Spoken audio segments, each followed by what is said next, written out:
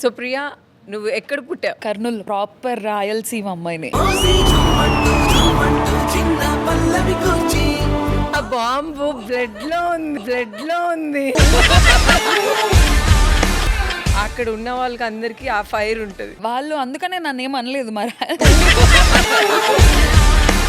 పుట్టింది చదువుకుంది అంత కర్నూలే, డిగ్రీ ఇవన్నీ హైదరాబాద్. నా Kurnool Hyderabad is my second home అని. సరే, మరి ప్రియా పెళ్లి ఎప్పుడు చేసుకోబోతుంది? అమ్మో సంబంధాలు చూసేవాళ్ళు నేను అగ్ని పరీక్షకు వెళ్ళక ముందు, కానీ ఇప్పుడు ఆ టాపిక్ ఏం రావట్లేదు మా ఇంట్లో కూడా. ఏదో చేస్తుంది లైఫ్ లో, సంపాదించుకుంటుంది, ట్రై చేస్తుంది అని వదిలేశారు. ఈ హౌస్ వల్ల మీకు ప్లస్ అయిందా మైనస్ అయిందా? ప్లస్ అయింది. అది నాకు ఒక బిగ్గెస్ట్ ఆపర్చునిటీ. ఎవరికి వస్తుంది అంటే పెళ్లి అనుకునింది పెళ్లి అలా ఏం లేదు. ఏదో రాసి పెట్టుంది అనుకోవచ్చు. ఇంకా మంచి. మీరు ఇప్పుడు సింగిలా ఆల్రెడీ కమిటెడా? ఇంత గ్యాప్ ఇచ్చిందంటే ఏదో ఉంది. నేను అక్కడ వింటున్నా. లేదు ఐఎమ్ సింగిల్. ఇంకేం కావాలరా మీకు? నేను పెళ్లి చేసుకున్నా నాకు ఓకే, లవ్ అయినా ఓకే, అరేంజ్డ్ అయినా ఓకే. మా కెమెరామెన్ కొంచెం వెనక్కి వెళ్ళాం, అంటే తనకంటే కొన్ని కోరికలు టేస్ట్ ఉంది. అయ్యో, మా కెమెరామెన్ సింగిల్ అనగానే ముందుకు వచ్చాడు, ఇట్లా వెనక్కి వెళ్ళమంటున్నా. సరే, నీకు కాబోయే అబ్బాయి లేకపోతే కాబోయే బాయ్ ఫ్రెండ్ ఎట్లా ఉండాలి? నాకు ఫస్ట్ థింగ్ ఏంటంటే నాకు రెస్పెక్ట్ ఇవ్వాలి, మ్యూచువల్ రెస్పెక్ట్ ఉండాలి. నేను గివర్ అనమాట.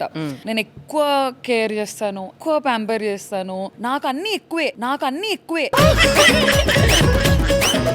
కోపం ఎక్కువే, ప్రేమ ఎక్కువే, బాధ ఎక్కువే, అన్నీ ఎక్కువే. నా అంత కాకపోయినా నేను ఒకవేళ చూసుకుంటే నాకు ఆ రెస్పెక్ట్ ఇచ్చి, నాకు ఒక సినిమా డైలాగ్ ఉంటుంది, తనే నా సైన్యం అని అంటారు. కొంచెం రొమాంటిక్ నేను. లోకం అందరికి విలన్ లా ఉండాలి, నా దగ్గరకు వచ్చేసరికి హీరోలా ఉండాలి. చిన్నపిల్లలాగా ప్యాంపర్ చేయాలి.